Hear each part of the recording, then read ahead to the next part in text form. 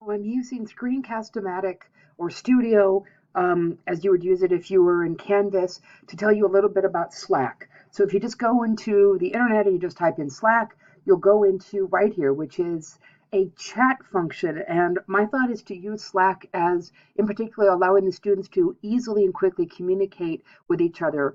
As Jessica was saying, almost every organization either uses this or something very similar to this. So it's very straightforward. You're just going to take and click on Try Slack, or you're going to sign in. Once you do that, you're going to have an account.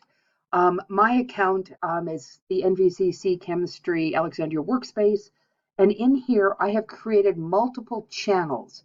Now, channels are, if you just create one, it's just in a sense a chat group.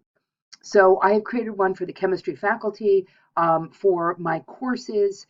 And so, for example, I'll just click on the online one. And what I have in here, if you go through, is just a series of chats from students. I've asked them to introduce themselves on Slack. And so all the students who have checked in so far, which is quite a few of them, have gone into Slack and introduced themselves.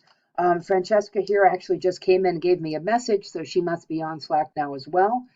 To take and add people to it. So you just create a channel. And once you do this, then you can add people to the channel. Again, it's just like a chat group. So if I'm going to go to my Alexandria Chem faculty and I want to add people, it's going to say, okay, see if they're already on a channel. Now, if they're already on a channel, you can just pop them in. But if they're not, you need to invite them first. So I'm going to invite them. And so, for example, I have dug up Sammy Fuquan, who's one of my, or Fuquan Sami, excuse me, adjuncts, and I'm going to put him in. I'm just going to put Sammy here, and you can take and you can do all of the names that you want to do, and you're just going to send them invitations, and I'm going to send him an invitation to the channel, which is the Alexandria Chemistry, and then just send invitation. So he will get that invitation in his email.